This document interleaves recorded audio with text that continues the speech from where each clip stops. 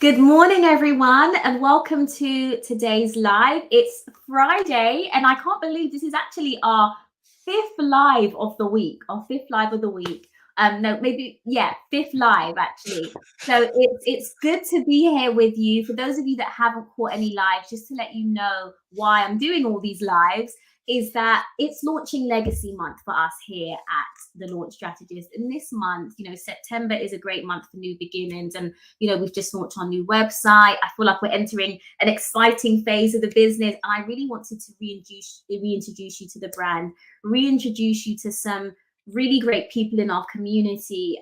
So you get more of a feel for who we are as a company, who I am as a business owner, and, where I want to help you guys to get to. So that's enough about us and about me. I really want to introduce you to Rob Goddard. Now, Rob is amazing. He kindly, I think it was Dave that introduced us,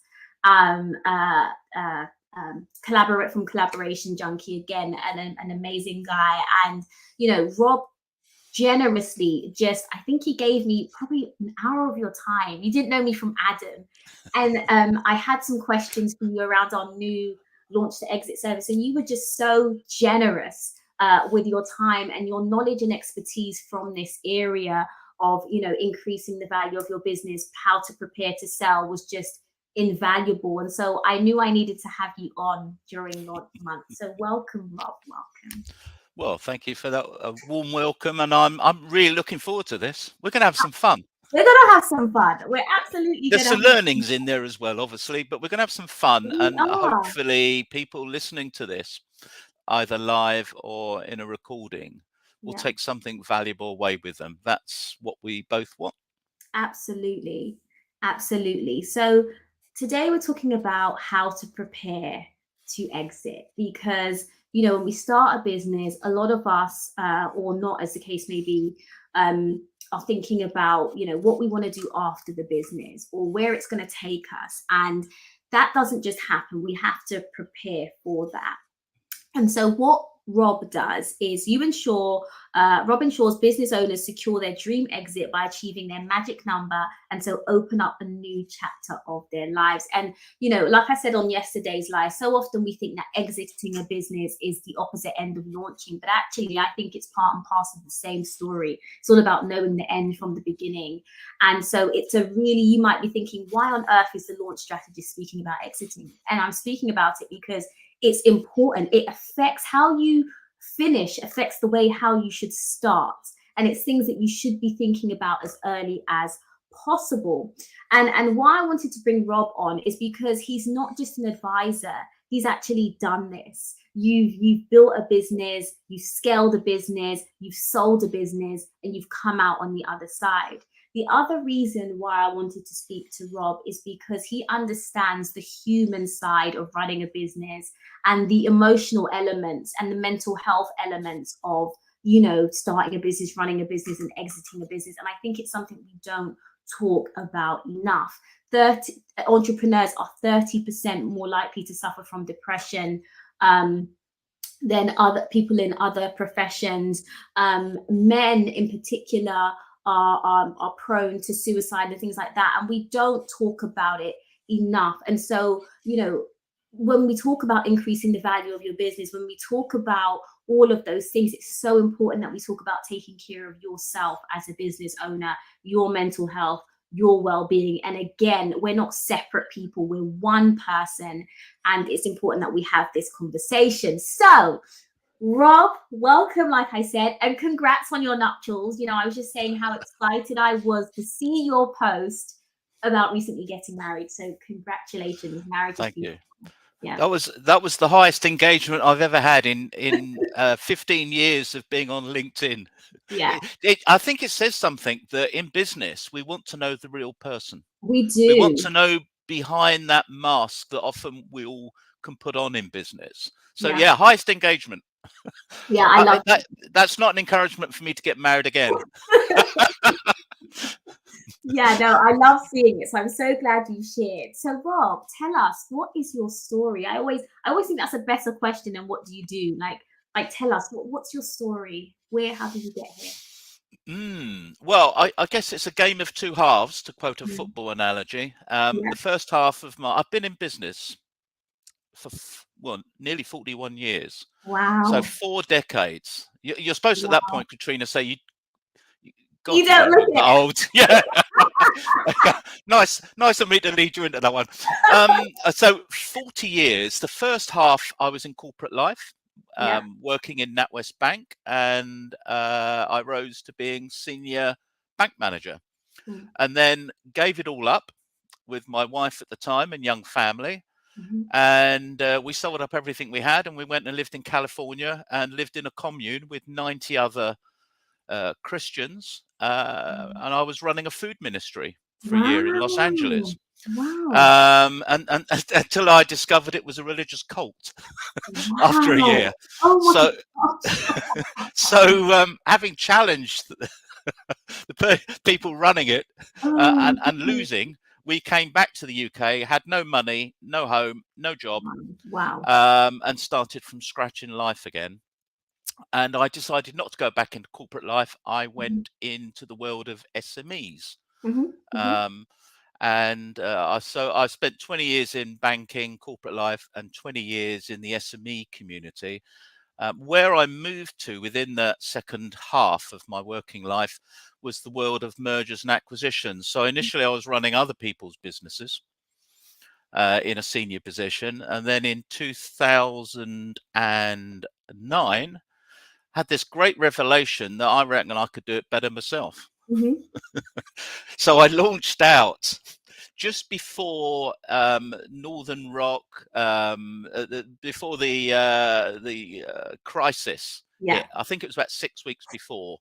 Yeah. The world went mad, banking crisis, Yeah. toxic debt, and I'd just set up a one-man band Wow. um, with very little working capital.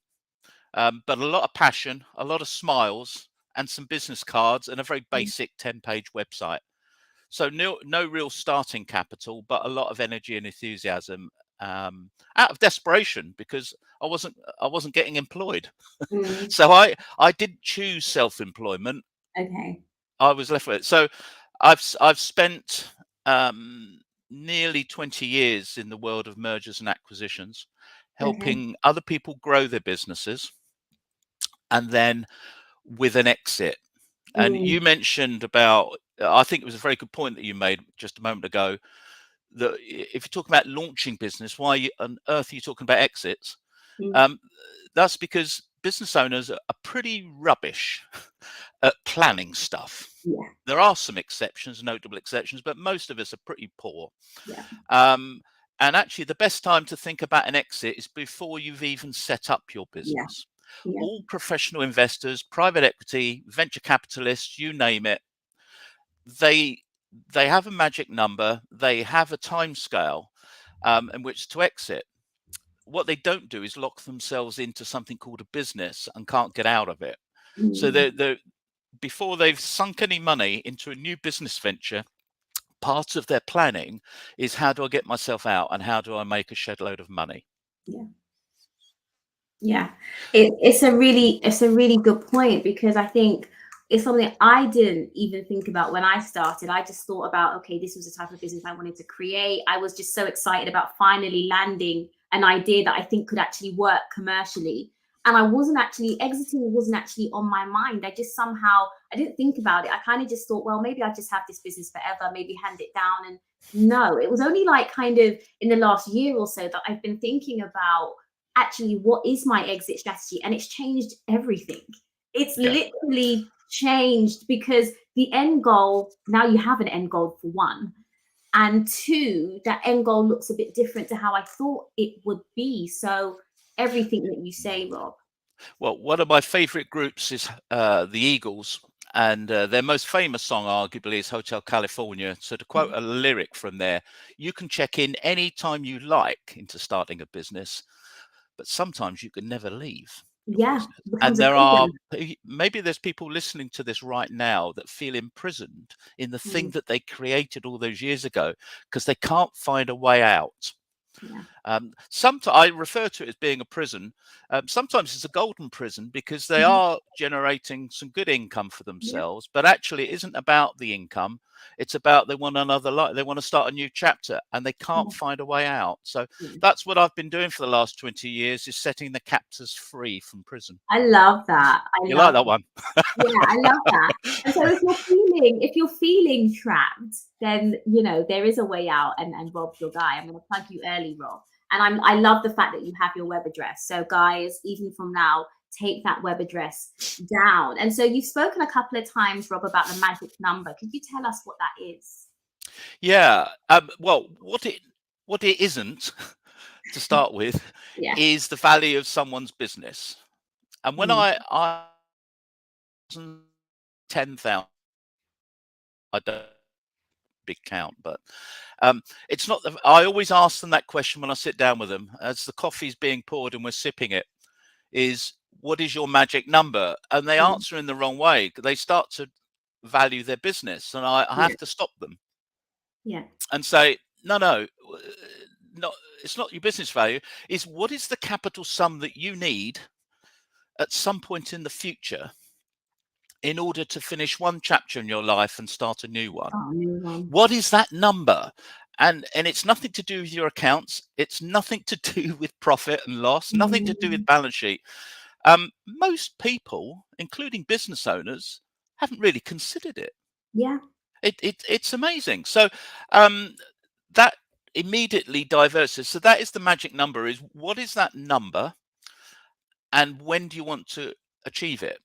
And Mm, I'll give the viewers and listeners to this a clue. Whenever I've asked that mm, question, we've got over the hump of what a magic number is. There's only yeah. one of four answers they ever give me in Mhm. 20 years.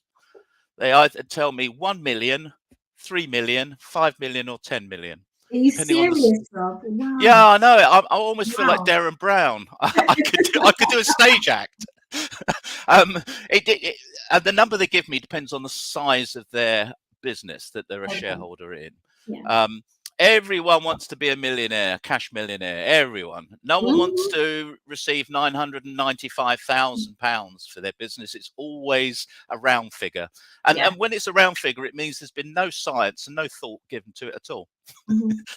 They've plucked it Very out of cool. thin air. Very So that's the magic number. That's a really good starting point for anyone listening, watching this. Ideally, before you've launched your business, but don't cool. worry, if you have launched a business and you're into it, think about it over the weekend. Mm. Have a blank sheet of paper, a glass of Merlot, and if you're lucky enough to have an open fire, log burning, and then on that blank sheet of paper, think about the end game. What is it you want to achieve, and when do you want to achieve it? And then you can think about how you're going to go about achieving it. Yeah. Great. Easy, isn't it? Sounds great. I like Yeah. the red wine and the log fire is the best bit. Yeah. Yeah. Right up my street. So yeah, no, it sounds like a good exercise for a bank holiday weekend. There you go. There you go. So Rob, you speak a lot about the skullduggery that sometimes takes place in the industry. I love that word. Like, I Do quite you? like saying it. So the skullduggery that takes place in the industry among brokers. So when you're looking for a business broker, what are some of the things that you should look for? And first of all, what is a business broker for those that don't know?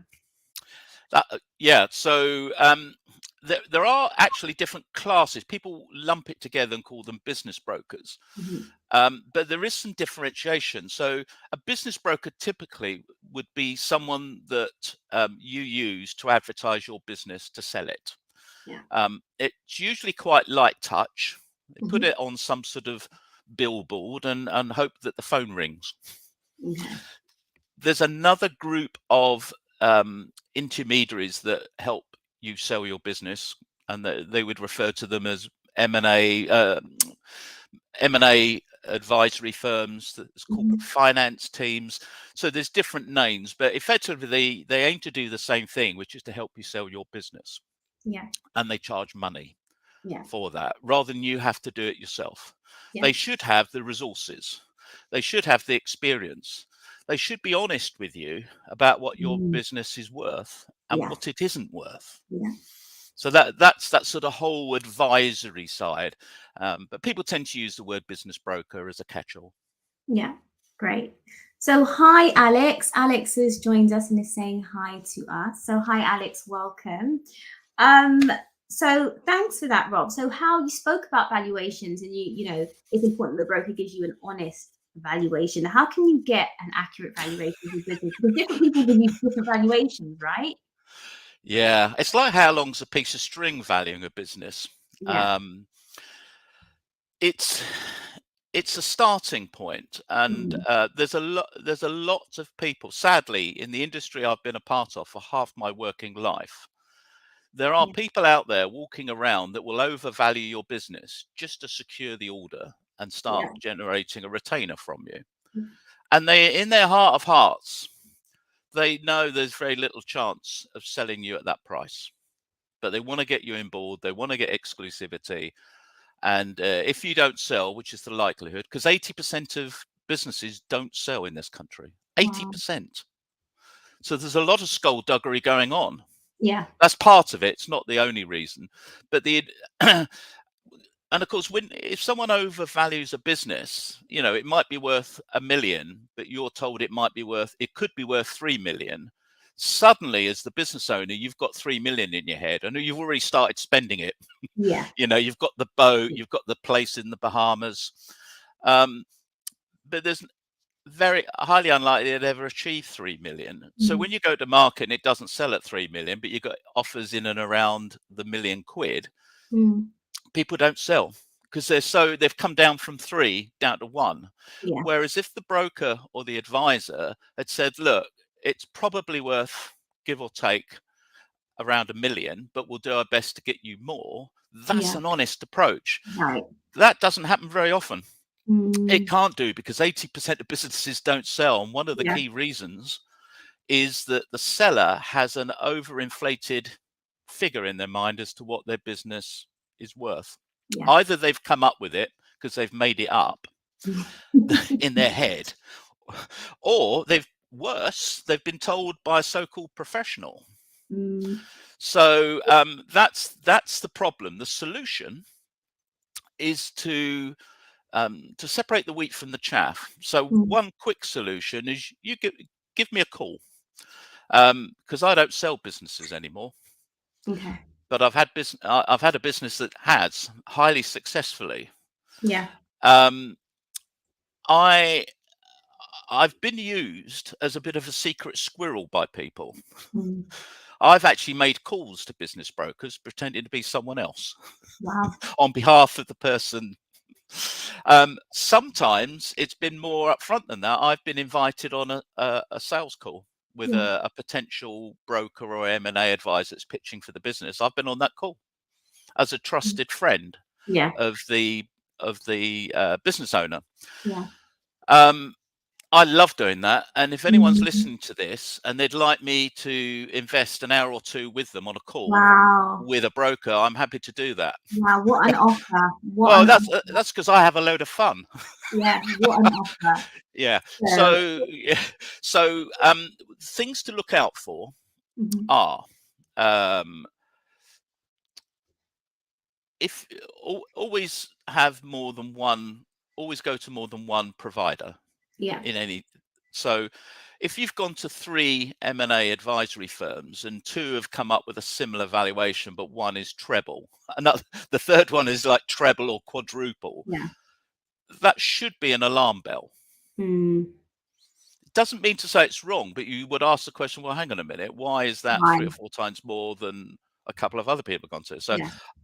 um, also, you could do it yourself. If someone's saying that your business is worth 10 times profit, so if you're making 100 grand profit right now, and someone says that's worth £1 million to you, an M&A broker, that's a multiple of 10 times current profit. Mhm, mm, Well, a bit of common sense would tell you, why would someone pay 10 years profit to you up front on day one? Because they've got to yeah. wait at least 10 years on current profitability to break even. Break Would you even. do that? Would you wait 10 years before you start making money on an investment? So a little bit of common sense.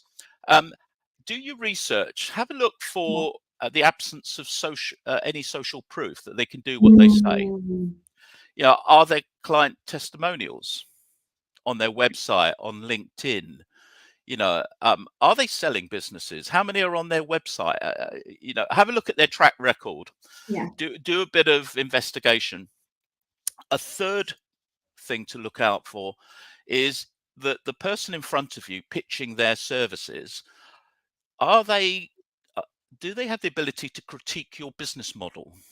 Mm, There are a lot of sales. I've been in sales for 40 years, and one of the things that we suffer from in the sales industry is is trying to be the yes people. yeah. Saying it, and actually some of the value in a sales pitch is for the person pitching to give some critique of the business. Yeah. What isn't so good? Mm. These are the things that you like. These are things that are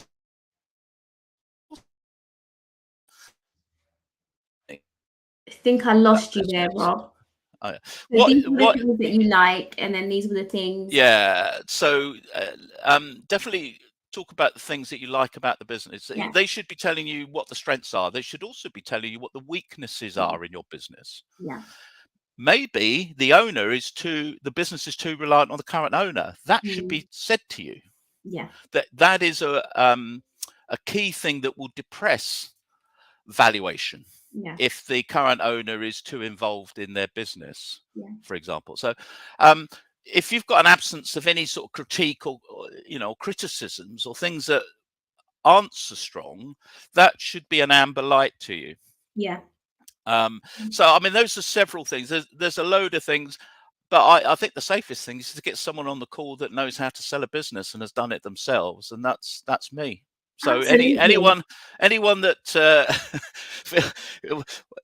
wants someone by their side that knows what they're doing and has been in the industry 20 years and sold over 350 businesses, Wow. client businesses, and my own, Wow. then Mm, I'm happy to invest a bit of time, because I want to deal with this skullduggery, not yeah. just talk about it on social media, but I want to Mm. do something about it. I really appreciate that, Rob. And so it's such a great offer. So for those of you thinking of selling in talks with brokers, definitely do take Also, your I know who the good guys are. I've been in the industry 20 years. I wow. know who the Yeah. bad guys are, and I know Yeah. who the good guys are. Yeah. Amazing. Amazing. And I think, one of the things that I really love about your approach, Rob, is that you really care deeply about people.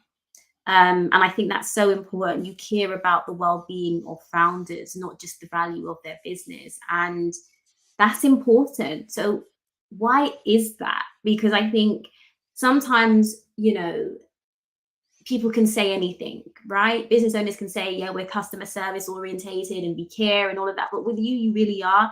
And that shows up in your actions from the very first conversation I had with you. You're just so generous with your time and even your offer. Like we didn't even speak about that. And here you are just giving that freely. You genuinely care about people. Where does that come from? And why do you think that's important? You don't have to. But why is that important to you? I guess being very honest with you in the audience, so I had a moment in my life, and I'm not unique in this. I'm sure there's people listening to this that can relate to it, where my world collapsed. Mm, It wasn't finding out about the religious cult in America. It was after that. I lost a very well-paid mm, job. Um, had no income, lots of debts. I went into depression. My marriage split up. mm. I split up with my marriage, and I went through what became 5 years worth of depression. And Wow. during that period, I ended up in Dubai as a commission-only IFA, in a foreign country that I'd had no experience of, and I ended up on the top of the Burj Khalifa, Wow. and with a view to taking my own life, Wow. because I'd had the pain of depression for 2 years, Mm, and I'd run away to Dubai, and I couldn't see a way out. mm, So the reason I'm still here speaking with you today mm, is that the fire exit I I found at the Burj Khalifa was locked, mm. so I couldn't get out. I mean, I don't Oh, know who locks a fire exit door, wow.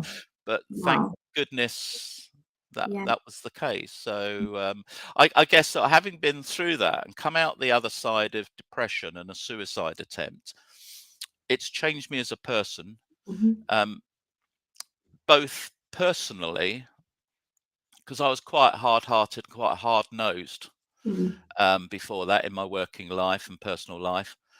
It softened me up, and I saw people in a different light, and Mm-hmm. that then trickled into my business life. I'm still very ardent and forthright and direct, Yeah. but I have a velvet glove around that. Yeah. Yeah. Because at the end of the day, business is important, but actually there's other things more important, which is your health and happiness. Absolutely. Yeah, Absolutely. and relationships with the people closest to you and the people that you love. Mm. So business is up there, but it isn't the most important. It isn't. But It I is. had to discover that in my mid-40s. Took me a Yeah. long time, Katrina. And I think, everyone's going through something, everyone, and we never know. Um, we absolutely never know. And I think it's such an important conversation to have. And, like you said at the beginning, 30, entrepreneurs are 30% more likely to suffer from depression. And I think so often we hear these messages about, 6 figures in 6 months and $1 million businesses and all of this stuff. And actually, do you know the toll of pursuing that sometimes on your mental health? And especially when you see all these messages and it seems like everyone on the internet is doing amazingly, and it feels like, actually, what's wrong with me? Why isn't my business on that trajectory? Why aren't I seeing those results? And all of those things. It is an emotional roller coaster. And I think we have to start being honest about the journey. I wouldn't trade entrepreneurship and business ownership for the world, but we have to give both sides of the coin, because there are some days that will beat you up. It can be brutal. And I think until we start being honest about that, I think people will continue to maybe go through that pain that is not always necessary. If I think people like you, Rob, so many people I know, I heard you, I found out about your book, and we're going to talk about it in a second because I saw a post on it, and you spoke about the testimonials, and even in the reviews, like, people need this. People need to hear that actually, if you're struggling, if you're having a hard time, you're not alone, and it's not just you. And there are some dark days on this journey, but if we club together, and it's like, Mm. there's someone you can reach out to. I've had those days, I've felt those things. It will just make it easier for us all. So I thank you for your Yeah, honesty, I your agree. vulnerability. Well, do you mean this book? That That book, book. that book. That's me. That's me Yeah, in a desert just outside Dubai.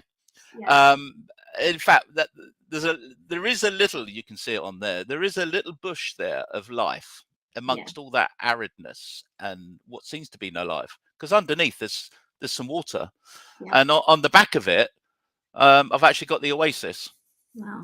So you're right, and I wrote about my battle and struggle with depression and how I came out the other side, more particularly, and how I built a multi-million-pound business. Wow. Um, Despite having my own Mm, personal struggles. So you are right. It's a wonderful job. It's the hardest job to yeah, work for yourself because you have no certainty as to when you get paid. yeah, Um, and if you have a bit of success and you start growing and you employ people, you then have the added burden and worry and stress of yeah. people's livelihoods that are reliant on your decisions. Mm, So that I'm not surprised that there's a 30% increased chance of depression with mm, business owners, yeah, and 75% of suicides are men. yeah. So 3 out of 4 deaths caused by suicide are men, Mm. and it's one of the key. I would say it's an epidemic It is an worldwide, epidemic. and It is. COVID quite rightly has had prominence Mm, recently, but actually this whole area of suicide, more people are talking about it. The two princes have been mm, talking about their own struggle with it. So I have a real heart for business owners. When I sit down with a business owner, when they're talking about exits, I'm coming from an angle of what do you want to do in your life, and how and where does happiness and contentment come in?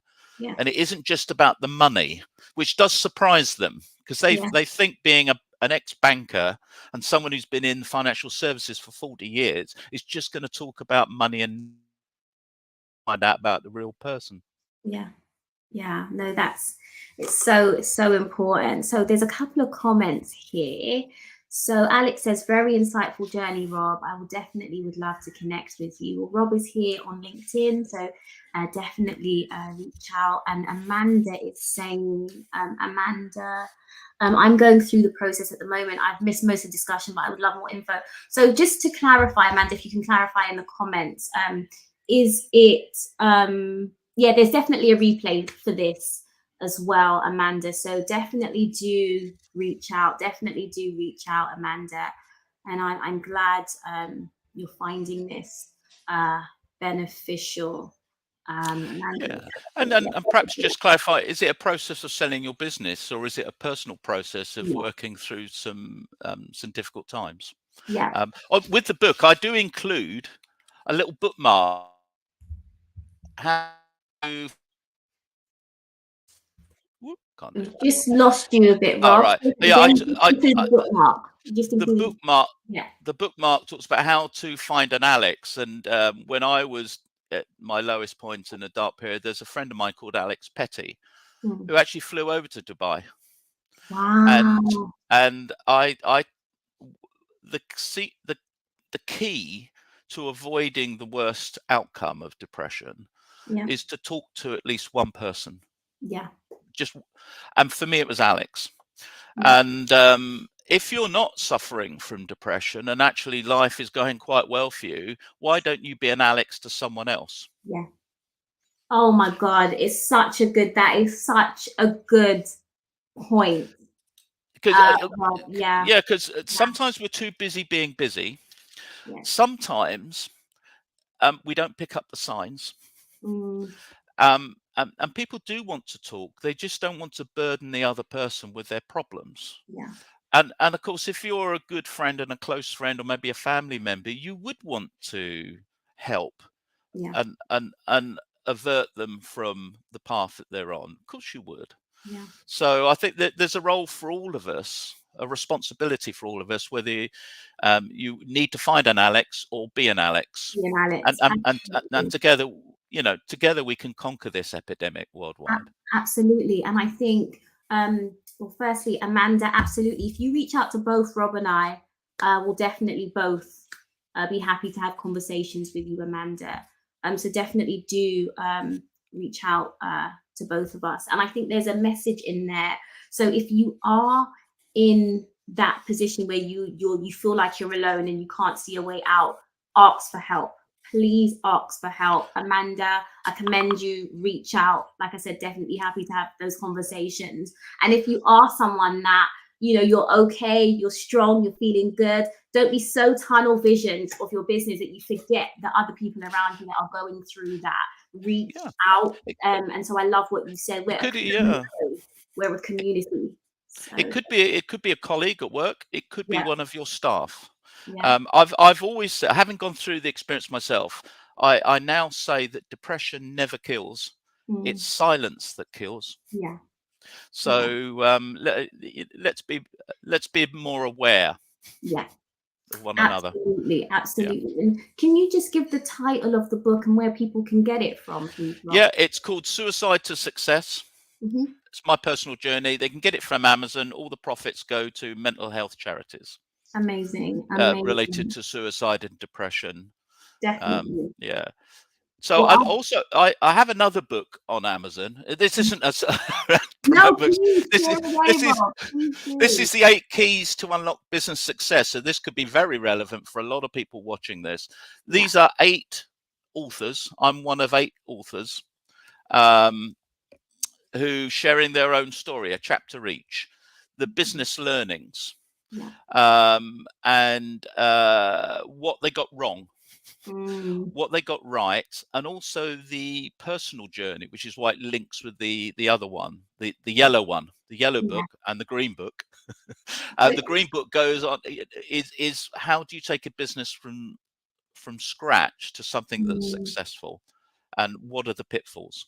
Yeah.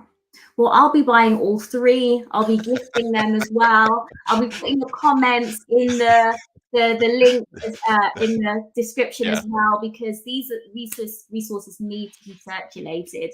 They need to be circulated. So either buy them for yourself. Those of you that are watching, buy them for a friend, someone that you think could benefit from it. But yeah, let's support, because they're valuable resources. Christmas prezzies coming up. Sorry to Absolutely. mention Christmas in September.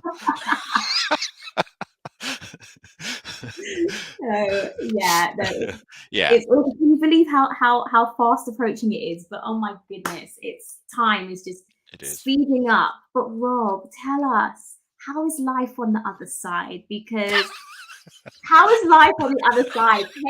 Paint the picture for us of how glorious it could be with the Merlot, by an open fire. How, it's like, tell us, because I think hope is important. That people understand that there is joy, there is life, there is financial freedom, there's happiness on the other side, no matter how bad you're feeling. Well, I love we've just been talking about suicide and death, and then you talk about being on the other side. I think that's quite a nice segue. That just appeals to my sense of humour. The answer is it's liberating, Katrina. Yeah. It doesn't mean to say I've got my smoking jacket and slippers and pipe and just sit in the garden whiling away the hours. I'm actually as busy now. You just speak to my wife, Christina. I'm as busy now that I've technically retired than I was when I was running a business, a growing a multi-million-pound business. So it is liberating, because now the only things I get involved with are things I want to get involved with, because the pressure that most of us have for most of our lives of trying to pay the bills month to month has abated. So now I see it, I'm experiencing it as a launch pad for the next chapter in my life. So I actually own several businesses now, and I try not to work too much in any of them. I'm not an operator of a business. I'm an investor. Right. And that is a transition a lot of business owners fail to make. Most of them are owner managers, and are owner managers for the rest of their lives. Fortunately, it was a plan, and it hasn't been easy, and I haven't totally got there. But I'm on that journey to being an investor, which is the reason I can be involved with several businesses, not just one. I love it, and the water's lovely, is what I would say. Well, I'm excited to join you on that side at some point in the future, Rob. I'm excited. Yeah, and also, if you think about it, if you're a successful business owner in one business, why shouldn't you let the wider business community have the benefit of your knowledge, experience, expertise in several businesses? And I did read, I don't know whether it's an urban myth, but I did read once that the average multimillionaire, if you can have an average multimillionaire, has 7 revenue sources. Not one. I've read that too. Not one. Not one job. They have a variety of revenue streams. And I think it's probably Dan Locke, actually, Rich Man, Poor Man. I think it's something like that. So I think once you've tasted the business world as an entrepreneur, business owner, it's very hard to go back, because many of us are unemployable now, Katrina. There's no way I could work for anyone else. I just do what I'm told by my wife, obviously. She's looking at me right now. But there's no way I could take instruction and authority from someone else. I'm unemployable. I'm absolutely the same. There's no going back. And I had a wonderful corporate career. I loved it, but I could never go back. And it isn't just about business. I have 4 businesses. I'm also involved with 3 charities. And so that gives a whole area of, one is in dementia, Yeah. Another one is in the world of cancer, and the other one's an orphanage. Mm. So it actually, selling up gives you an opportunity not only to do business things that you might want to do that you never had time to do. It Mm. also means you can give back because you've got the Yeah. time, Yeah. you've got the resources to be able to fund that, Yeah. and it's wonderful. It really, I'd wish I'd done it earlier, sell my business. I wish I'd done it Really? five, That's 10. Yeah, yeah, yeah, interesting. yeah. I think I held Wow. on to it too long. Too long. Yeah. How long did you have it for, Rob, before you sold it? A decade, but I Okay. reckon there was a 3-year handover because I did get an MD in Okay. for 3 years. So that's one of the secrets, is to find someone better than you Yeah. as your successor. Yeah. Big tip. Yeah. Um, but and it was hard. I won't pretend it was easy to let go. I mean, Mm. that was 18 months, 2 years ago, and it is Mm. still hard because it's your baby. Yeah. You're the founder. Mm. I still have a relationship with that company.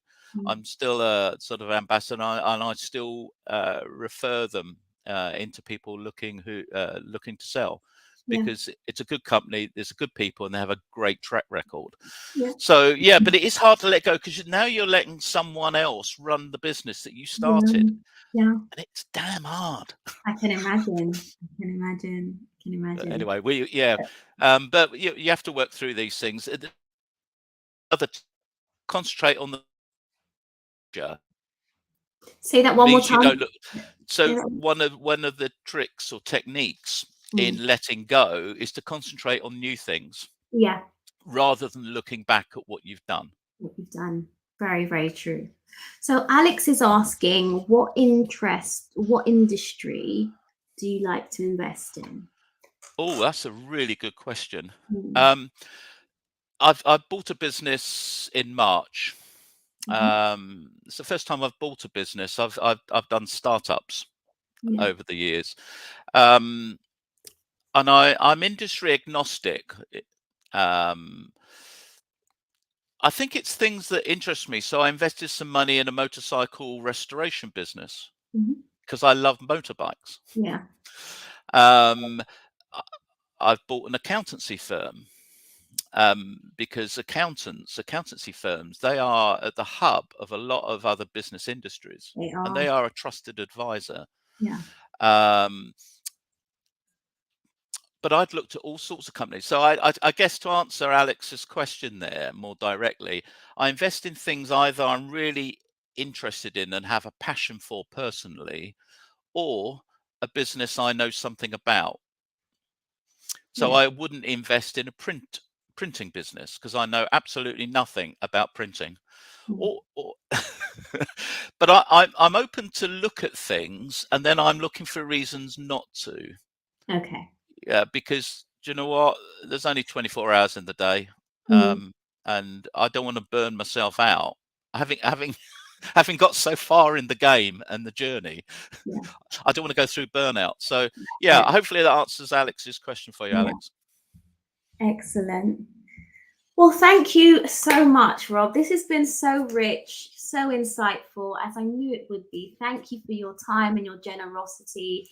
And for those of you that are watching or catching the replay, thank you for watching, whether you're watching live or watching after the fact. I hope you found it beneficial. And please do feel free to reach out to either myself or Rob here on LinkedIn. Happy to have a chat with you guys. And yeah, have a great Friday, an extended weekend. Oh, yes, Rob, tell us about the book you're holding in your So hand. yeah, so this one will go out free. You don't have to get it on Amazon.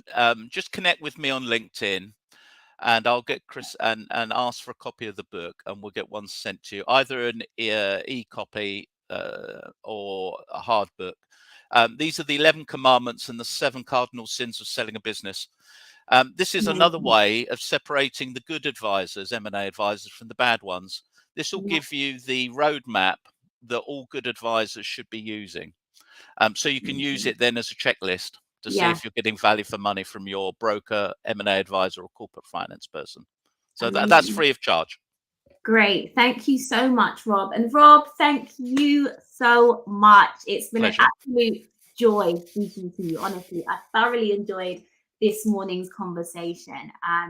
Snap. Yeah, thank you very much. And everyone, have a great extended weekend. And yeah, I'll be back next week with another live. In fact, I'm speaking to Dave, I think, next week, partnership specialist.